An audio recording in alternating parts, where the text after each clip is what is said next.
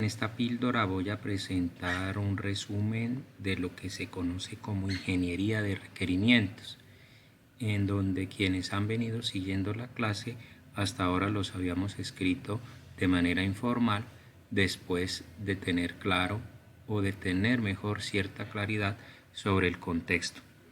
Entonces, la ingeniería de requerimientos surge de la necesidad de tener mucha claridad con lo que se desea o con lo que se necesita tener en un software. Y de ahí surge la definición de requerimiento, la cual es una condición o necesidad que tiene un usuario para resolver un problema. Y fue propuesta por el estándar 610.12.1900 y el numeral 62 de la norma IEEE, en donde también se dice que esa condición o capacidad o necesidad debe estar presente en un software o en los componentes de un software para satisfacer un contrato. Ahora mencionaré un ejemplo de un contrato o un estándar o una especificación o un documento formal. Y de ahí surge la ingeniería de requerimientos como el conjunto de actividades en las cuales, mediante el uso de técnicas y herramientas, se analiza un problema y se concluye la especificación de una solución. Es decir, los clientes, los usuarios que va a tener y los desarrolladores que van a trabajar en eso tan importante que hemos mencionado de la fase de análisis que viene después de haber comprendido el negocio, y en donde les he mencionado que se necesita una gran capacidad de abstracción, porque aunque inicialmente parece algo sencillo, la especificidad o excepciones de la situación hace que el software vaya ganando mucha complejidad.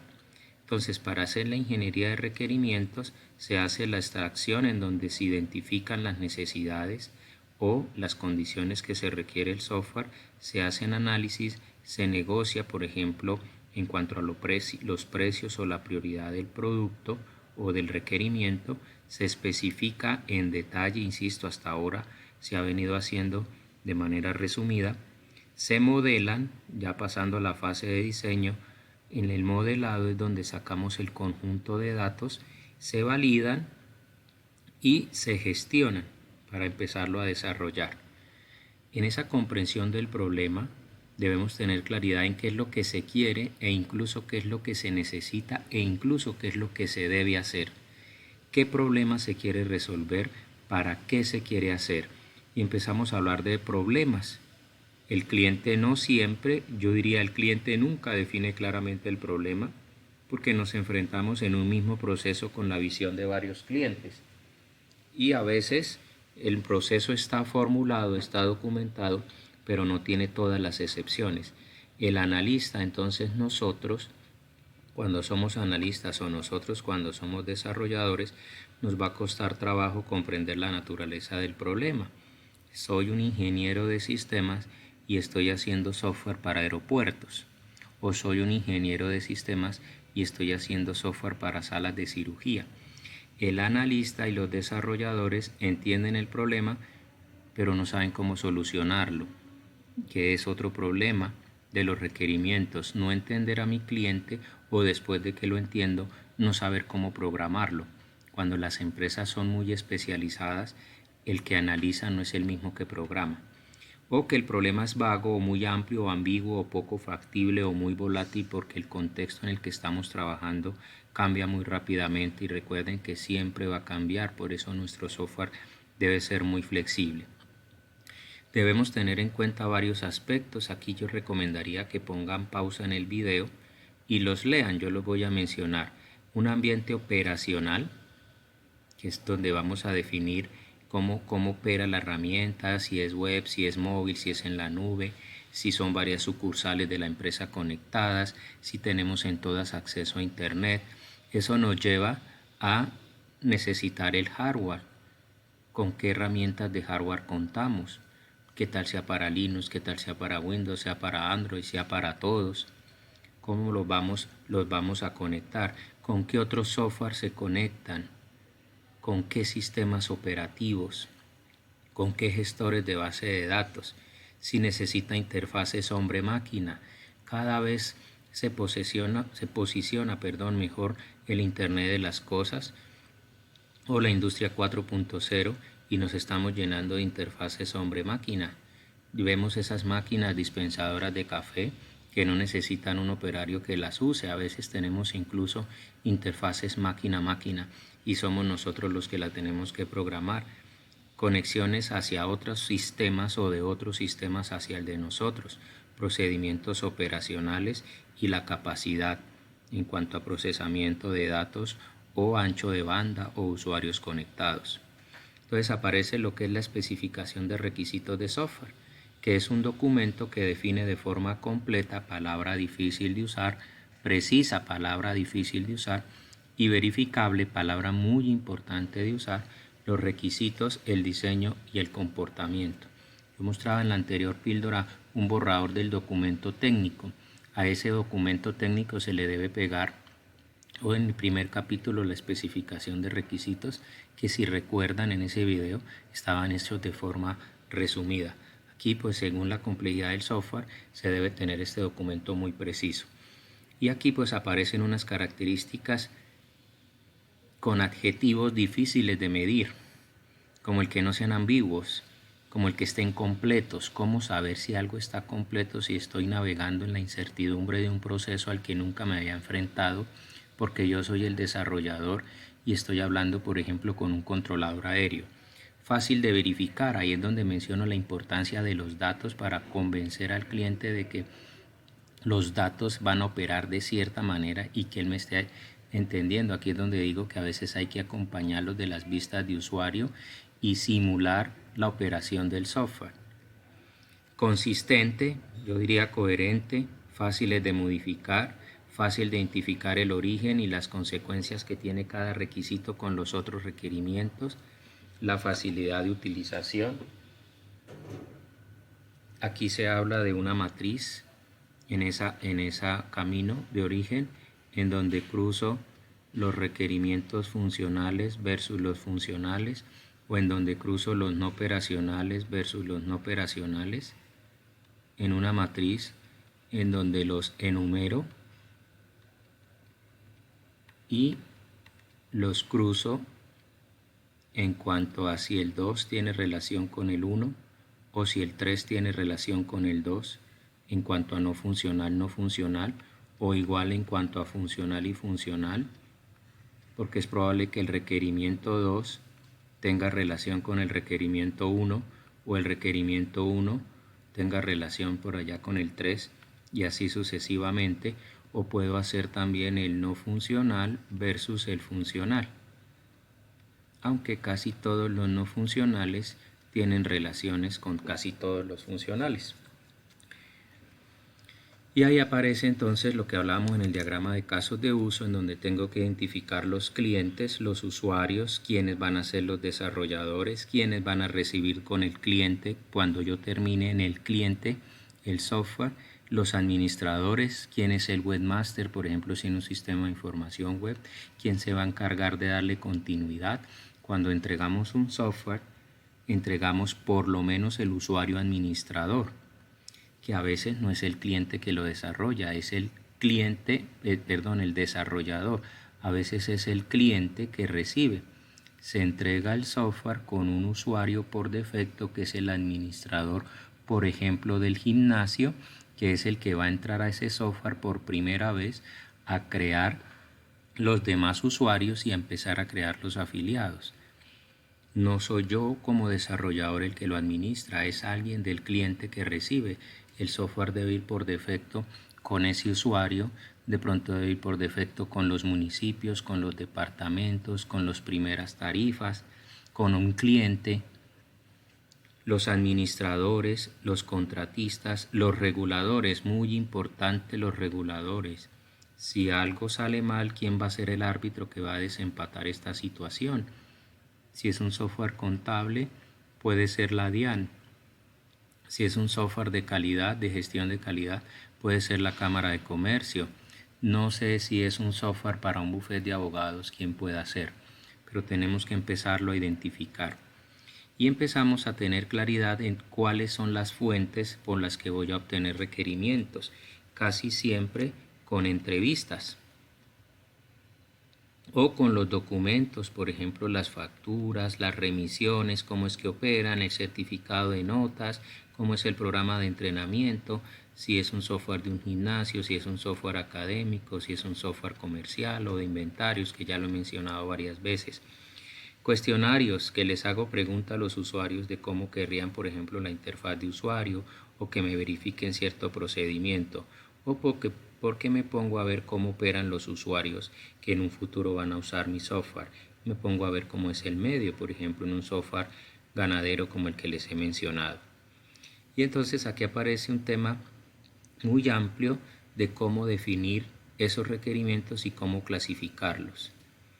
Yo pues el dibujo que más se me facilita a mí es el de casos de uso, si ya tenemos claras las reglas de negocio. Pero el problema es que el caso de uso muestra solo lo funcional. Y aquí aparece una palabrita muy importante, los escenarios, que se acerca un poco a lo que hablábamos en Scrum de las historias de usuario. Y es un ¿qué pasaría si? ¿Qué pasaría si estoy haciendo un pedido y no hay inventario? ¿Y qué pasaría si en ese pedido que no hay inventario le puedo comprar a un proveedor o puedo hacer producción? ¿O qué pasaría si en ese pedido que no hay inventario puedo cambiar el pedido? Esta condición de si hay inventario o si no hay inventario me genera 3 escenarios. Y podría seguir si el proveedor le tengo que hacer evaluación de desempeño o no, o si al proveedor le puedo comprar fiado o no, esos que compran a 30 días, o qué pasa si el proveedor es local o nacional, o qué pasa si es internacional, qué pasa si necesito permiso de aduanas. Y empiezo a escribir los requerimientos por ahora de manera corta, pero le tengo que empezar a dar atributos de calidad. Ya lo vamos a ver en detalle, o a mirar los requisitos con otras interfaces, o a tener en cuenta las restricciones. Las restricciones, por ejemplo, si estoy registrando un pago y al momento de registrar el pago, el cliente no tiene efectivo o el cliente no tiene con qué pagar. Estoy haciendo un requerimiento de registrar una venta, pero justo cuando la finalicé fui a cobrar y no había plata. Ese requerimiento se debe poder reversar. ¿Qué pasa si el cliente se arrepiente de un producto después de que ya le dije cuánto pagar? ¿Qué pasa si cuando le voy a despachar un producto faltaba una cantidad? Y empiezo entonces a definir los datos y las características que debe tener en el diagrama de clases cada una de las clases, en eso que llamamos atributos. Y empezamos a proponer ideas que se nos ocurran para resolver, para poder tener los requerimientos del negocio. Entonces ahí hablamos de los requerimientos del negocio, aquí unos ejemplos, los casos de uso y escenario, yo ya puse algunos ejemplos y algunas reglas de negocio. Esta no sirve, pero no se aceptan devoluciones. Eso es falso. Bajo ciertas condiciones se tienen que poder hacer. No se aceptan devoluciones, pero es que no tuve con qué pagar. Tiene que aceptar la devolución. O demándeme, no sé, depende de lo que esté vendiendo. Aquí algunos ejemplos de requerimientos funcionales, requerimientos de interfaces externas. Por favor, detengan el video y léanlas. Aquí algunos requerimientos de calidad, la velocidad en los tiempos de respuesta. Un requerimiento en un software de nómina en tamaño se habla de 7 más o menos 12, 7 más o menos 5. O sea que la interfaz tenga de 2 a 12 controles por interfaz. Pero yo tuve una que la hice así y no sirvió y me tocó terminar haciéndola de 28 controles. Esto se habla con el cliente, ¿sí? Tamaño también puede ser el código, tamaño también puede ser la memoria que necesite. Esta tan subjetiva de facilidad de uso. ¿Qué tantas ayudas voy a poner? Antes eran los manuales de usuario, ahora son mini píldoras en YouTube para poder saber cómo se usa. Confiabilidad, cuáles son los errores permitidos por unidad de tiempo. Eso no es con el cliente, eso es con nosotros como empresa. ¿Cuánto le vamos a decir al cliente en robustez que nos demoramos en corregirle cualquier error? ¿Cómo vamos a hablar de portabilidad hacia otros sistemas operativos o incluso hacia otros lenguajes?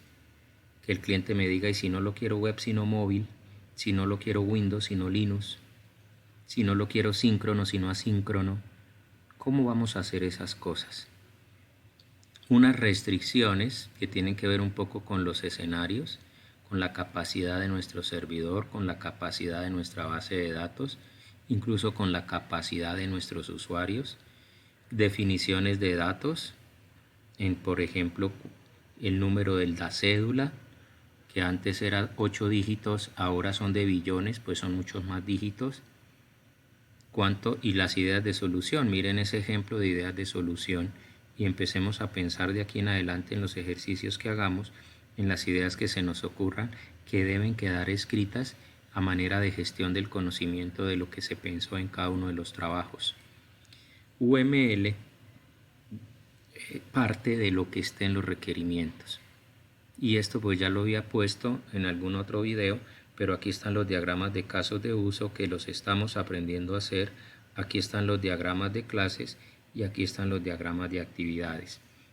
Vamos a profundizar un poquito en esto y vamos a empezar a mirar otros diagramas. Pero aquí está el de componentes, aquí está el de transición de estados, pero hay muchos más diagramas. Yo les voy a colocar en Moodle unos ejemplos de documentos técnicos de requerimientos, unos ejemplos de unos contratos. Aquí hay un ejemplo, nos lo donó el profesor Gustavo Santís hace como 4 años.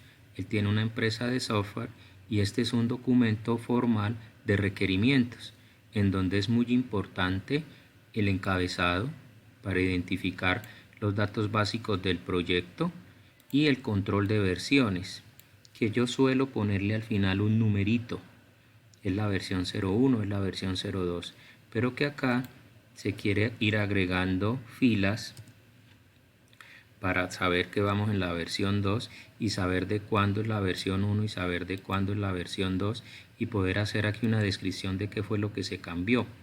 El glosario de términos, muy importante para aquellos proyectos que no hemos hecho nunca, que están en un área que no hemos trabajado nunca y que nos puede tomar el pelo algunos términos.